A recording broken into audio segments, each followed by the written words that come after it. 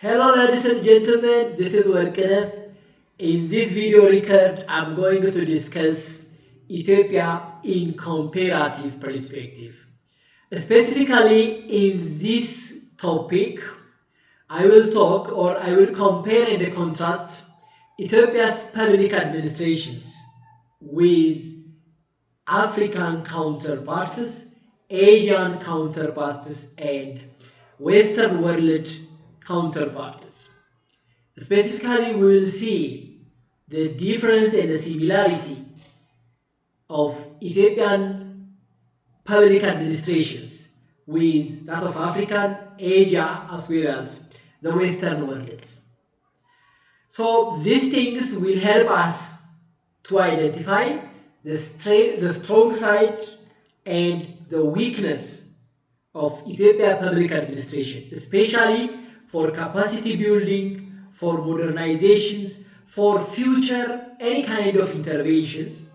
It's good to compare and contrast Ethiopian public administration with the counterparts. These things will give a decision maker, leader of the countries, an opportunity to revise and to conduct some kind of reforms in the area especially that need reforms, that need improvements. In the strong side, we can sustain it, but in the area that we need some kind of interventions, it gives this comparing and contrasting, system of public administration in different worlds will help to us to get some insight or hints for improvements and for reforms. So we are going to practice that. We are going to compare Ethiopia's public administrations with different countries' public administration system and practice. So let me start my detailed discussion with sharing my screen. As you see here, this is Ethiopia in comparative perspectives. Of course, in my previous video records, I've seen about Ethiopia's public administration systems, its historical evolutions, and even like for example the governance system or the governance culture and administrative traditions in Ethiopia public administrations, as well as we have seen the current public administration system, that is the federal governance era or system, that is Federal Democratic Republic of Ethiopia's governance systems. We have seen the strong side and its weakness as well. Now in this video record, I'm going to compare Ethiopia's public administration with other African countries and Asians and Western world counterparts. Now, before I start my detailed discussion, let me introduce the brainstorming questions. Here are two brainstorming questions that you need to pause the video and think over it before you go ahead. The first one is, how does Ethiopia's ethnic federalism compare to federal system in the Western countries? Of course, Ethiopia is not the only country that practice federal system. We have federal system in the United States, and we have also federal system in other countries as well, including in African country for that matter, like Nigeria. So my question here is, how does Ethiopia's ethnic federalism now compare to the federal system in the Western countries? So our federal system is unique in terms of the way we structured the way we developed the federalisms, ethnic-based federalisms. So we have the federalism system in the other world as well. In America, for example, in the Western countries, specifically let's go for America, right? They have the federal systems. So now compare the contrasts. You see the Ethiopian one with the Western country. What makes Ethiopia's federalism unique or different from the others?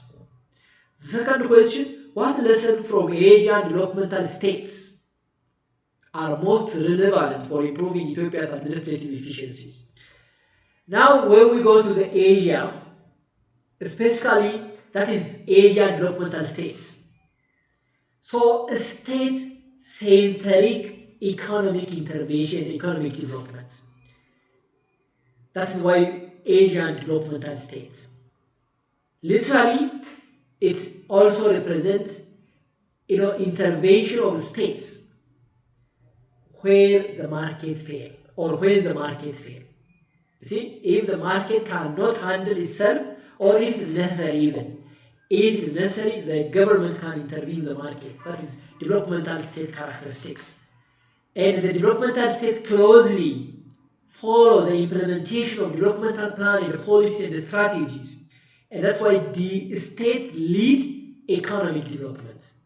The Asian developmental state promotes state lead, state directed developmental states or development or economic development. So what lesson from the Asian developmental state, like for example South Korean states, Japan, Singapore or China, what lesson from these Asian developmental states are most relevant for improving Ethiopia's administrative efficiencies?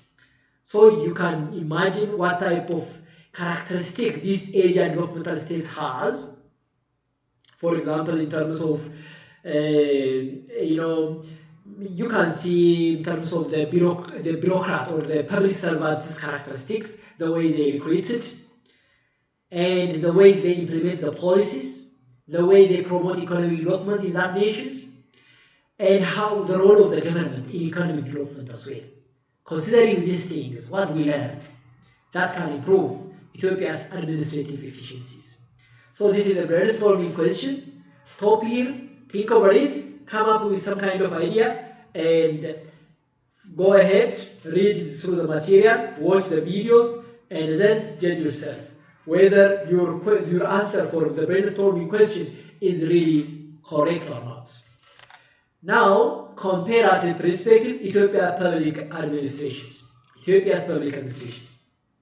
Of course, the unique characteristics of Ethiopia's public administration is that ethnic federalism plus multi-layered governances. We are practicing ethnic federalisms. That is why that make our public administration somehow unique than the others, ethnic based. The other one is constitutionally autonomy for regional states. Ethiopia's public administration and the governance system is really unique in terms of the way they structure or we structure our federalism plus the regional governments. In the federal systems, we have two structures, dual, the federal and the regional states. So the regional states are autonomous, constitutionally autonomous. So these two are the unique characteristics of Ethiopia's public administrations. You see, they are unique, especially when we compare with African counterparts. They don't have this type of federalism and they don't have even autonomous states or regional states. That is only us. That's a good part of our public administrations. So comparative insight with African system, for example, they are centralized bureaucracies, capacity challenges. You see, in Ethiopian context, our bureaucracy is not centralized, rather decentralized. Ethnic-based federalism and the regional states have significant autonomies. That is what makes us unique from the other world, especially Africans. We have the common challenge, capacity challenge. See, our civil servant has a capacity problem. That is our common challenge as our African sister countries. When we go to the Asian states, policy-driven administration. That makes the Asian developmental state unique. Policy-driven administration, policy-based public administration, and economic development. Professional bureaucracies.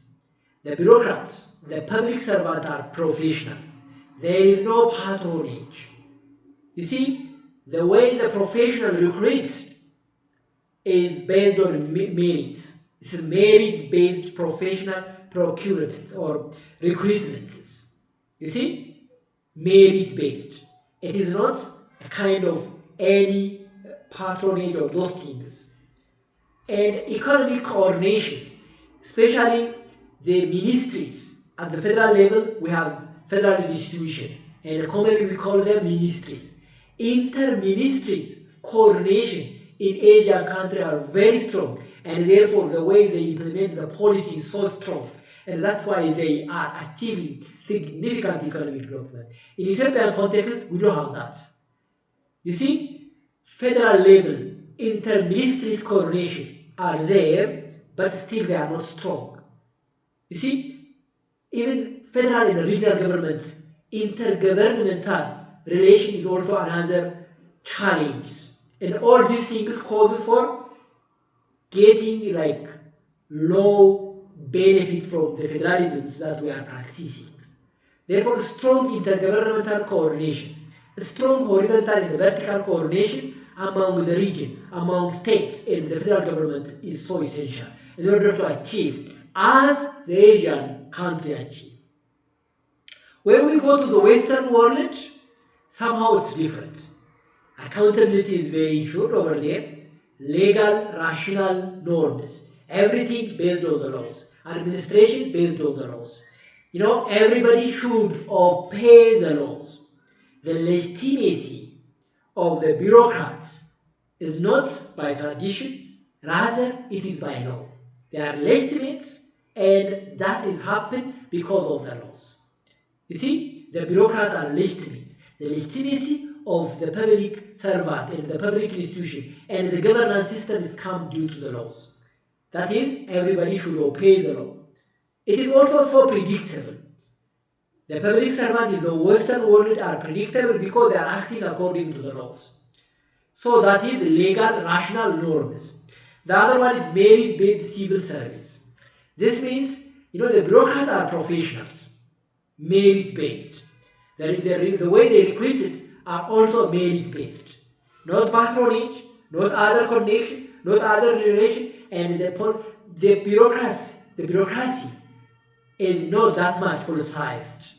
It's free, right? They can experience, you know, managerial flexibility is good over there, and decentralized as well. The local government has full autonomy to make managerial decisions for decentralized autonomous. Therefore, the purpose, the reason that we do this comparing and contrasting is, of course, to get insight for modernization, capacity building, and reform adaptation. The main reason that we are going to see Ethiopia in comparative perspective is to get an opportunity and insight for policymakers, decision makers, and our leaders to modernize our public administration or civil service. Capacity to provide some kind of hints in the area of capacity building and reform adaptation.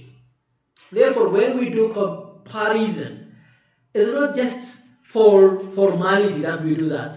It is to get some insight, some hints. If you are smart enough, you learn from your neighbors, right? Smart person, learn from who? From his neighbor. So we have to do comparing and contrasting in order to learn from the other world.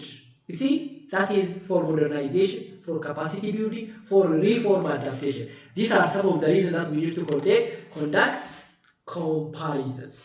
Now let's do the comparison in practice. Comparison with African administrative system. African countries. Let's take some of typical African countries that actually, you know, that we make these comparisons. Kenya, Ghana, and Nigeria are typical African countries that we are going to compare our administration, public administration, with that of the Africa. Of course, we have diverse, as I told you, when we discuss about continental African public administration models, we cannot represent public administration model of Africa by a single model because there are many factors that affect on the ground the public administration of Africa. You know, local indigenous norms, values, traditions, colonial legacies, post-colonial role of the states, internal and external factors determine the political and the public administration of the nations. And therefore, we have diverse public administration in Africa, but many of them have some common characteristics that we are going to compare and with Ethiopian contexts, compare and contrast with Ethiopian counterparts. Decentralization and autonomy. In terms of decentralization and autonomy, when we go to African country, there is no decentralization over there.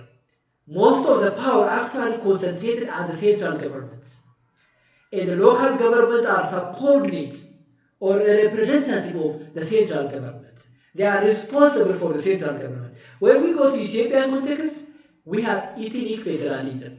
The regional government practice or enjoy significant amount of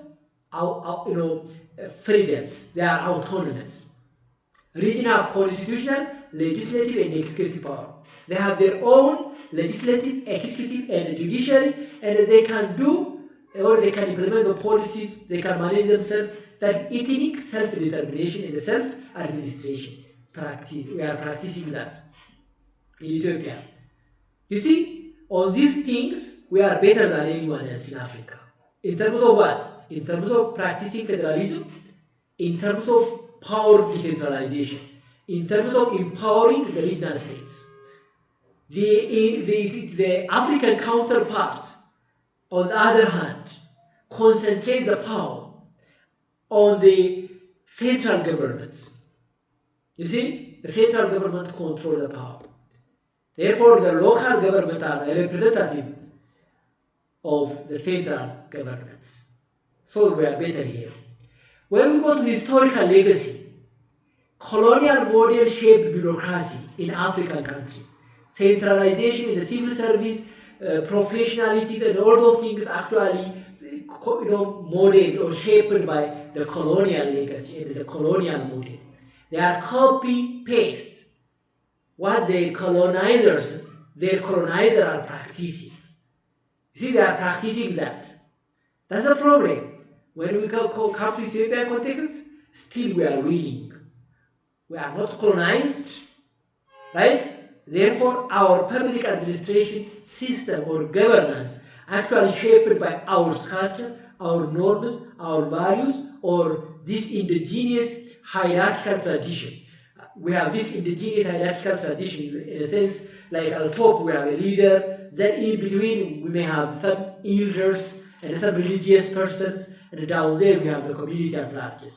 So we are using that hierarchical, indigenous hierarchical approaches for public administration or governances. Never colonized. We are never colonized. We are never colonized, and we don't have that colonizer's legacy. Right? That's mindset not here. That's a good part still. So our public administration is blended indigenous hierarchical tradition with modern bureaucracies. You see, still relative to other African countries, our public administration is doing well.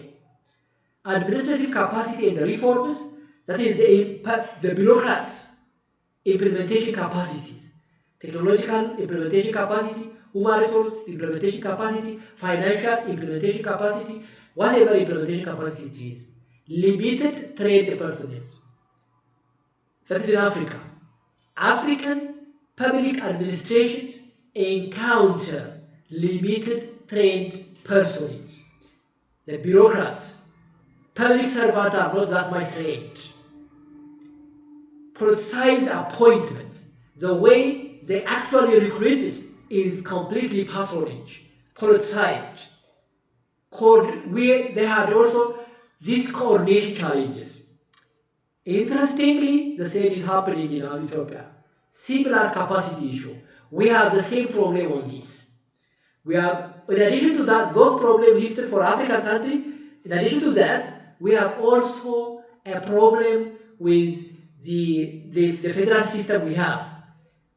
Especially we need additional skill, especially intergovernmental skills. In federal system, one very important value is intergovernmental coordination. Coordination, horizontal coordination, states with states, and vertical coordination, states with the federal government. That coordination should be there. Otherwise, the negative impact of this federalism is greater than its positive impact. Unless we have strong intergovernmental coordination, we end up with inter-regional and inter-ethnic tension and conflicts. Therefore, intergovernmental coordination, reading each other, working together, and coordinating with each other is so important. We need to have that skill as well. You see, in addition to the limitations that they are encountering as African countries, in addition to that limitation, we are also adding additional skills that we need to ensure. Otherwise, that is also a limitation. If we don't have that strong intergovernmental relation skill, if that is not there, so it's a problem, right? The other one is regional governance. Not only because the regional government or the regional states are completely autonomous, they need to govern themselves. They need to administer themselves. You see, not only at federal level that we need to govern, even at the regional level we need to govern. You see, we need to have a skill for governance. If that's not there, still it will be a problem.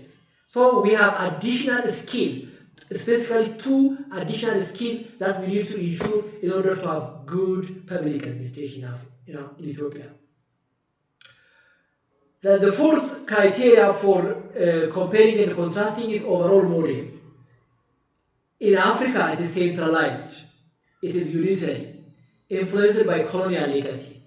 In Ethiopia, it is hybrid. Share challenge with African peers. We share the challenge, but we are innovative with formal regional autonomies. Innovative. The word innovative is so attractive. We innovate. You see, it is so unique. Our federal system, ethnic-based federalism. And there is no country that practices such type of federalisms. That is innovative, formal regional autonomies. Of course, ethnic-based federalism has own advantage and disadvantage. Right? If the intergovernmental relation and coordination is so strong, its benefit is abundant. Right? Therefore, we need to ensure that. And what interesting is that on the other hand, informal regional autonomy. Regional states are autonomous. How? Formally in the constitution. The constitution of the land clearly states the mandate of the regional states. The regional states are fully empowered to govern themselves. You see, they are formally autonomous, and there is no African country that have that much significance in terms of autonomous regional states. They are not that much. They don't have that much, autonomous regional states. So we can say this much, or we can now. I think you clearly understand the difference between Ethiopia's public administration and our sister African countries' public administrations. You see, I think you are at this point. You got the point, right? Our public administration relative to the African is good in some areas. For example, in terms of decentralization and autonomy, we are working better. In terms of historical legacy, the colonial legacy is not. Since we have never colonized, that's not our problem.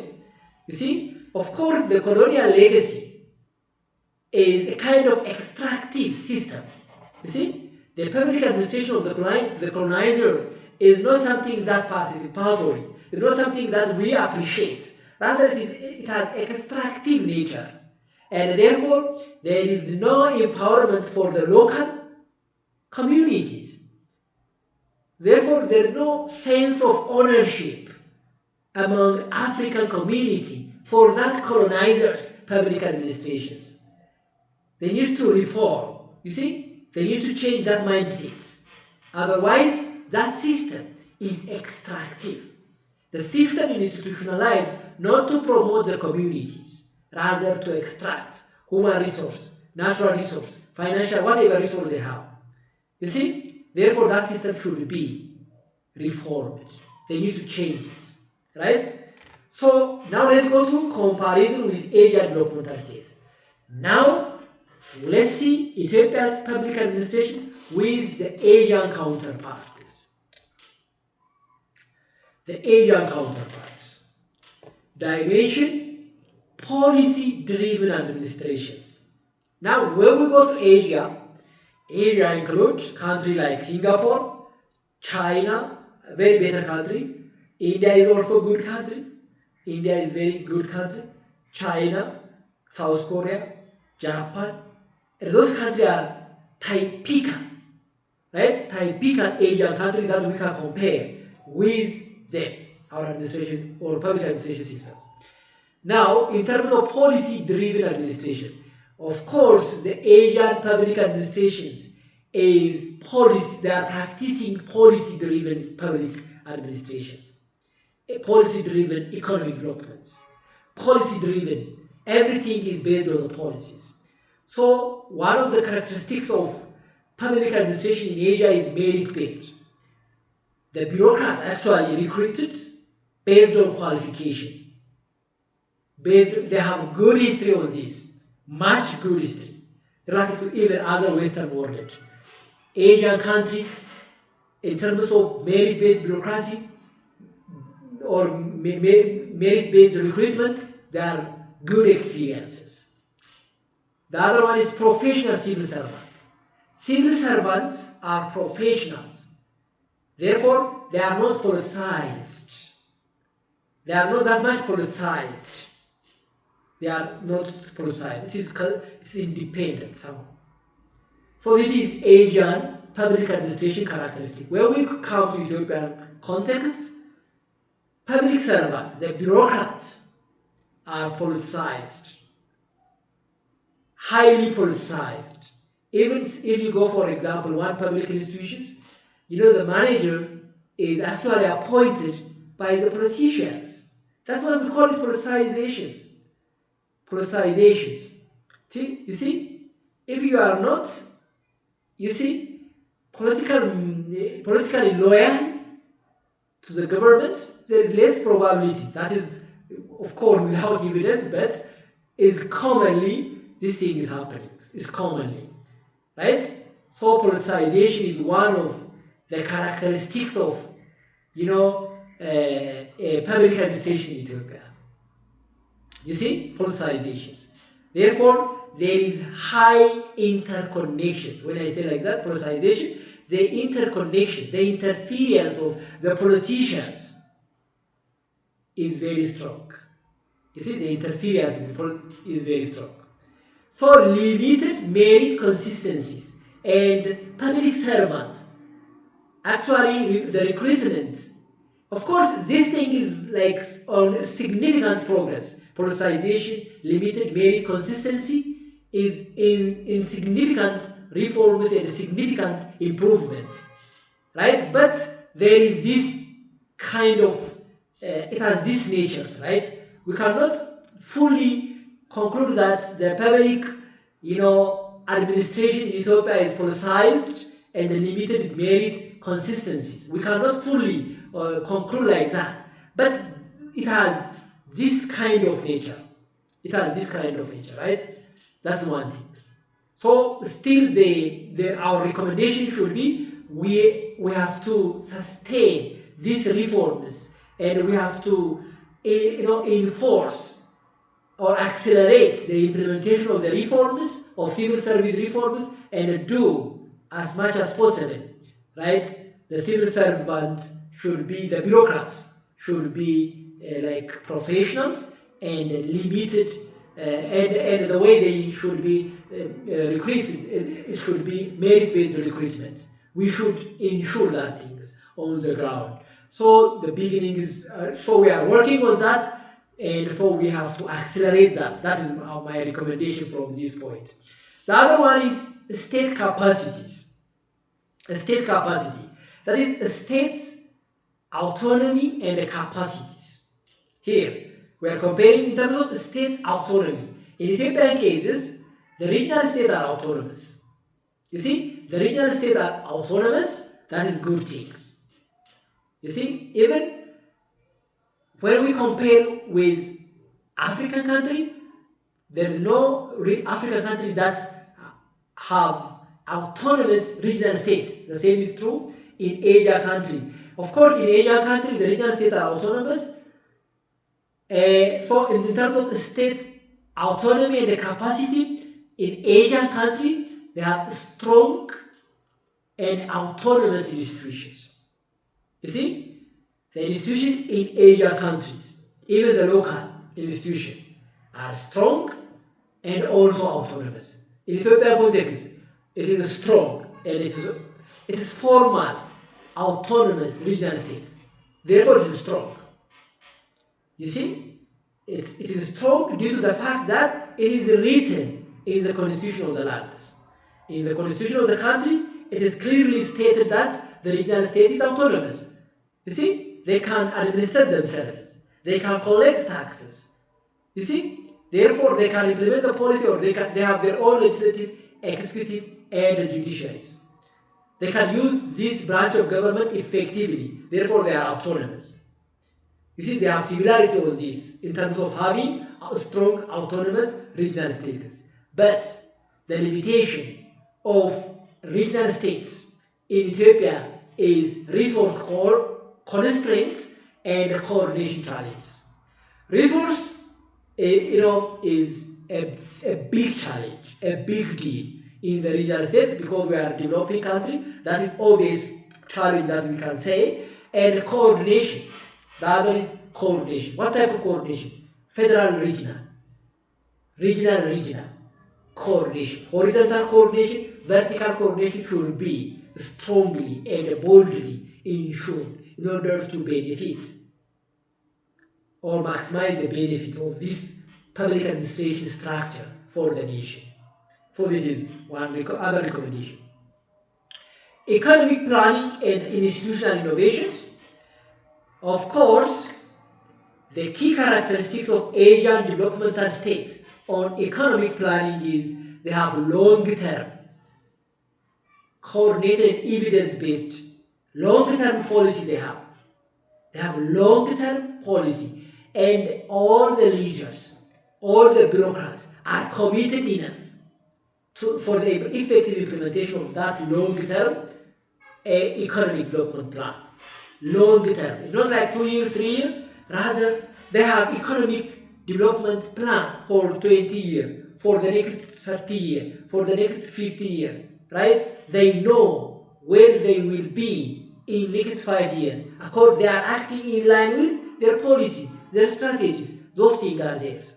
Long-term economic development plan, and the Asian developmental states is really committed enough for effective implementation of that. And in terms of coordination, inter-ministerial coordination is very strong.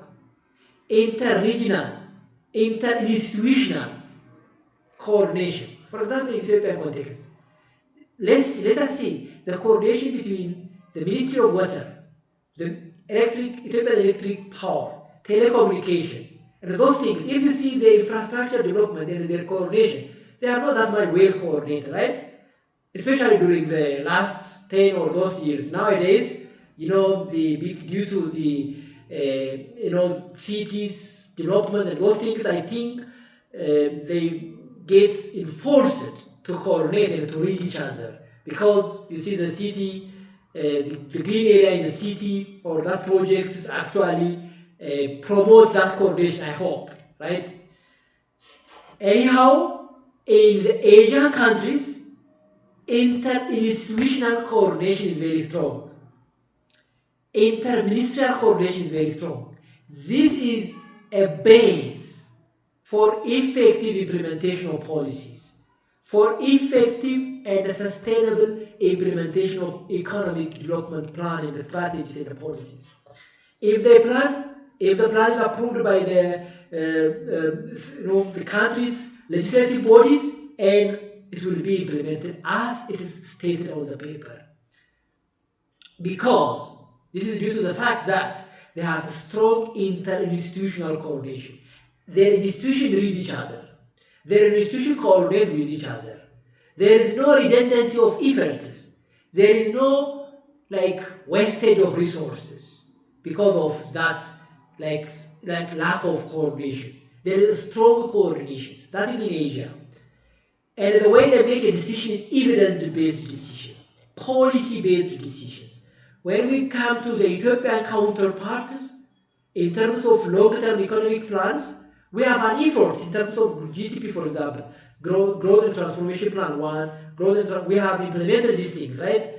3 GDPs. Nowadays also we have, long-term plan.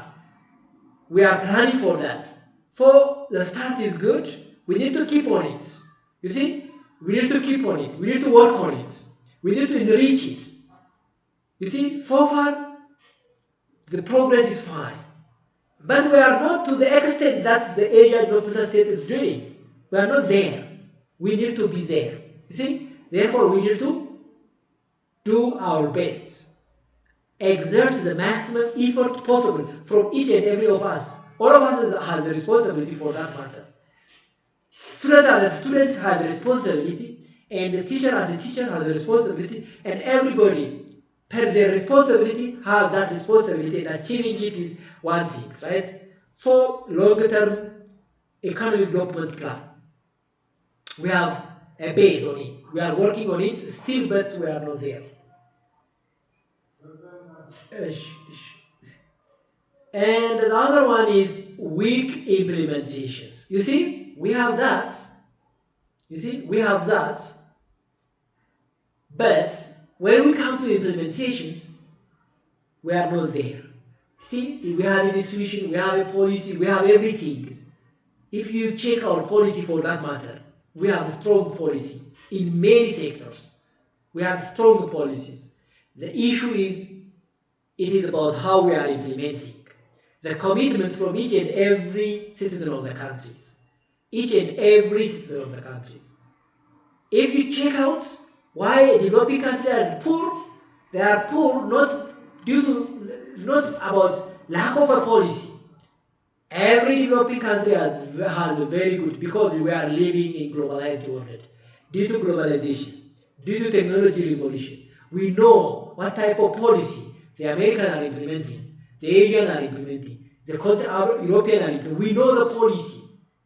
You see, we can contextualize to our country's contexts. We have a good policy. We have a good strategies. That is not the problem. The problem is on implementation. The problem is on changing or transforming what's written on the paper into the ground, into practice. That is the problem, right? For most Africa. Therefore, when we compare ourselves with Asian countries in terms of policy-oriented administrations, most Asian countries are policy-oriented, and their bureaucrats are merit-based recruitment, professional civil servant. In our context, politicization is there, limited merit consistencies. You see, politicization is there. But the civil service reform, even nowadays, the government is on civil service reforms, and these reforms actually is going to assign each and every professionals and the leaders and the manager based on their qualifications. There is technical skills that they need to have, professional skills, and there are some other skills as well. So we will have some evaluations, examinations, civil service examinations, right? If you are qualified enough, you get the positions. Therefore, it is about merit-based. It's going to be merit-based. It's on its way. That is a good thing. We have to accelerate it. We have to achieve it. Maybe it's almost there, right? Almost there. Many civil ministry institutions are on the process of exam preparations. After they have everything done, now the exam is on its preparation, right? After that, each and every public servant will sit and test their technical skill and professional skill and those things. You see, that is merit-based. What merit-based is based on skill. The recruitment, the assignment or appointment will be done by merit. You see, that's why I say politicization in the limited merit consistencies. This thing is going to fade now. It will be not as a problem just in near futures. Maybe next year, these things will not be considered as a problem. If we are implementing this policy as it is, as we are heading to it now. That's a good thing. Even our university is on this process for that matter. Our Ethiopia Public Service University is about to give exam for staff, for all communities, for teachers as well as for admin staff. And each and everyone should get their assignment based on that professional qualifications. Therefore, every assignment should be on qualification based. You see, that is one good thing. We have to work on it, and we have to maximize it. We have to accelerate it, and we have to sustain it on the ground also. We have to change it into practice. That is one thing. But this problem will be solved just in the near future. State capacity, in terms of autonomous, our regional states are very autonomous. It is formal autonomous. In a sense, they have that autonomy by law, in constitution. No one can take that constitutional rights unless the constitution is changed. And we know how the constitution will be changed. It's a long process. Therefore, it is formal, constitutional autonomy. But the resource limitation and the coordination challenge is a challenge that we are experiencing. We need to work on it. Economic planning, we have an effort, but implementation is a problem. Comparison with Western administrative model. In the Western world, we have big differences, right? In terms of economic development, in terms of professionalities, there are many differences between Ethiopia's public administration and that of the Western world. In terms of accountability and oversight, for example, the first dimension, accountability over there, no questions. Strong judicial review, legislative oversight, high transparency in the Western world, in America and in European countries. Strong accountability and oversights, strong judicial reviews, legislative oversight, and high transparency. This thing is very strong. When we come to Ethiopian cases, oversight institution exists, but weak implementations and informal practice persists. You see, we have institutions that are assigned to conduct that oversight, that follow-ups, to ensure accountability, to ensure transparency. We have an institution. The institution is already there. Their office is already there. They are bold enough. But when we go to the practice, they are not there. Implementation is not good. They are not working what they actually intended to work. They are not working as expected. And informal practice dominates as well. There is informal practices because our public administration is influenced by what? Formal and informal practice. Formal and informal role. This indigenous hierarchical system matter also, play a great role. That thing is influence the way we make a policy, the way we make a decision. Therefore, we have oversight in institution, but they are not in practice. The key insight is therefore we need to strengthen enforcement and reduce informal governance systems. Even if informal governance system is good for social legitimacies and flexibilities, but it is not good to promote efficiencies and good governance and those things, transparencies. Civil service and meritocracies, in terms of civil service and meritocracies, in European countries, in the Western world, merit-based. The recruitment of the bureaucracy is merit-based. Politically neutral bureaucracies, not politicized, not politicized. In Ethiopian cases, reform is ongoing. You see here, reform is ongoing. That is good.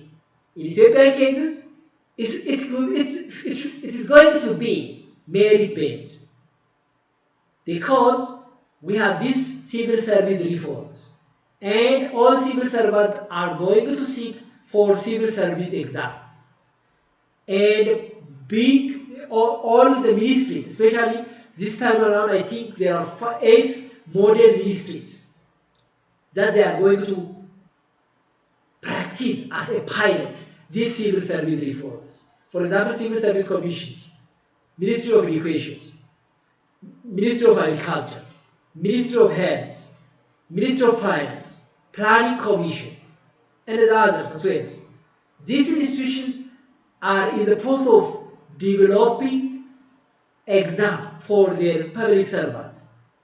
And those institution public servants, including our university, we are going to sit for exam, and we are going to check our qualification for exam, and our assignments and our appointment is going to be based on our qualification. You see, the reform is ongoing, but political influence and patronage remain. This thing is there nowadays. This thing is there, but the reform is ongoing, and as scholar recommendation is, we have to speed it up, accelerate it, and change it as stated on the practice. Change it in practice as stated on the document, as intended, as planned. So ensure merit-based recruitment and professionalism in Ethiopia is our recommendation. Decentralization and coordination in the Western world and in Ethiopia. And institutionalized intergovernmental coordination. In Western world, they have federal system. Yes, they have federal system, but not state-based federal system. They have federal system, that's a good part. Right? That's good things. And intergovernmental coordination is already there, ensured, institutionalized. You see, installed. It is long history for them. It's not that much a big deal. They have good experience on intergovernmental coordination. They have good experience on what? Intergovernmental coordination. The regional government coordinates with or communicates effectively with the federal governments. They read each other, they understand each other, they are working together, they know their mandates. You see, that is the problem in many developing countries. Now when we come to Ethiopia, we have federalism, ethnic federalisms, that is good, but coordination gap and regional conflicts. You see, there is some regional conflicts, inter-ethnic conflicts, coordination between federal government and regional government is not that strong, that much strong. You can see, for example, we can take many practical examples. As Ethiopia is our country, we know the reality of the ground. So that coordination is not that strong. We have to, in order to sustain this federalism, we have to install intergovernmental coordination, and we have to promote, you see, this intergovernmental coordination. Not only, you see, horizontal coordination among regions and coexistence. We have to, with harmony, right? That thing should be there. We should practice coexistence with harmony with our regional governments, right? We have to have that mindset, and we have to install in order to sustain federalisms in our countries, right? So that's intergovernmental coordination is very important, right? Is very important. So improve dispute resolutions. You see, if there are disputes among regions, so we have to have a good dispute resolution mechanism. It should be stated clearly. You see how we are going to approach it. See, those things should be clearly stated. What is the role of the federal government? What is the role of the regional government? What is the role of the other regional states? If there is a dispute among or between two regions, if there is a dispute between federal government and the regional government, how we are going to handle it? That should be there, right? A strong intergovernmental coordination, communication, and cooperation should be there. That is not that much strong this time, so that is a challenge for us. But in the Western world, that's not a problem. That's not a problem. Legal, rational governance. That means ruling based on the law. Ruling based on the law. Your legitimacies should come from the laws. Not because it's not because it will not depend on person. It depends on the law, the legitimacies. Strong administrative laws ensure legitimacy and accountability. Legitimacy and accountability security ensured due to the fact that they have strong administrative laws. You see, everybody should respect the law, not because of that person's or that policeman, rather they need to respect the law because the law is already stated like that. You see, that is legal, rational government, governing based on the law.